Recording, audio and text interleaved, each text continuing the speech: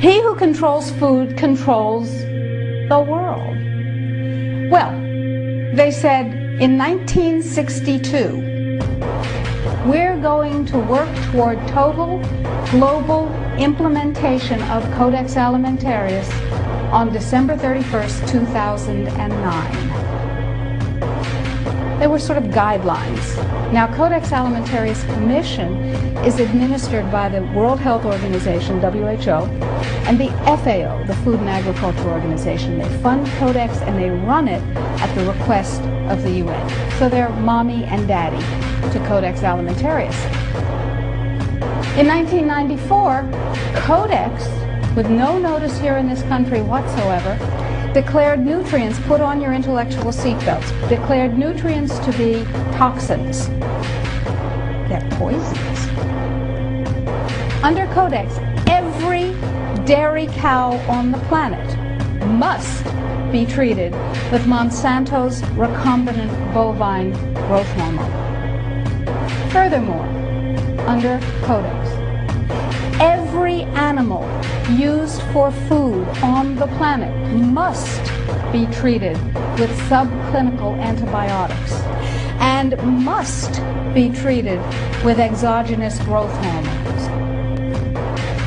If you do the numbers in the WHO-FAO projections, the epidemiological projections, they estimate, not I, that just the vitamin and mineral guideline alone, when it goes into global implementation on December 31st, 2009, will result in a minimum of 3 billion, that's B, bad, big, billion deaths.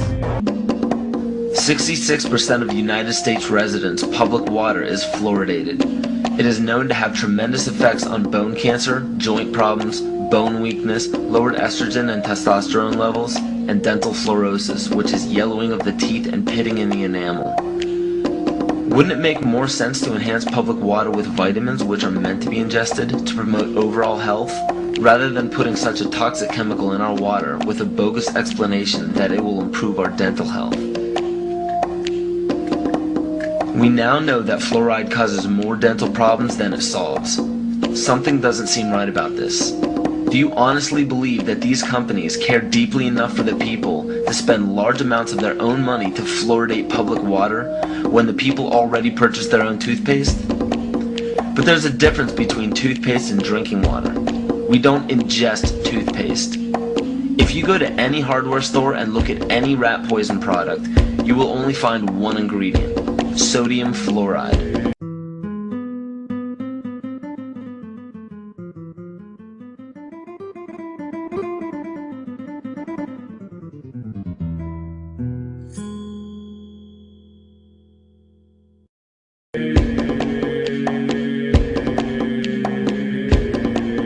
Aspartame, the artificial sweetener found in almost every low sugar or sugar-free product on the market. First of all, aspartame is made up of 3 things: methanol, which of course is what produces blindness, aspartic acid, and phenylalanine. These are all poisons. Aspartic acid, of course, produces brain lesions.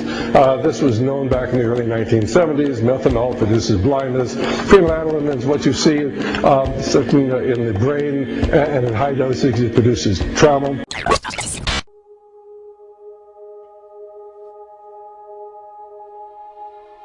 Many of the planes that we're seeing here in Abilene will actually turn whatever they're spraying on and off right before our eyes. I mean, you'll see a plane up there flying like normal, and then all of a sudden it starts spraying.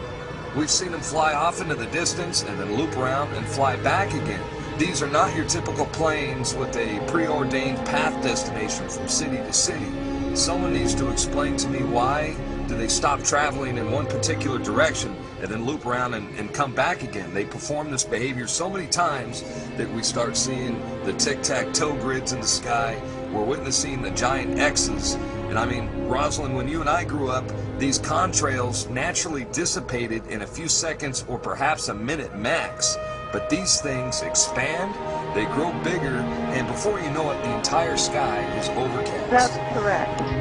It seemed like some mornings it was just crisscrossing the whole sky, and it was just like a giant checkerboard. Bill Nichols snapped several photos of the strange clouds from his home in Stamps, Arkansas. They begin as normal contrails from a jet engine, but do not fade away like a normal contrail.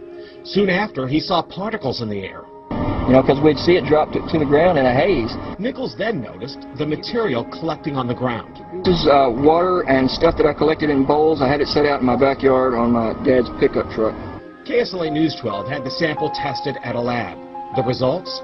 A high level of barium, 6.8 parts per million, more than 3 times the toxic level set by the EPA.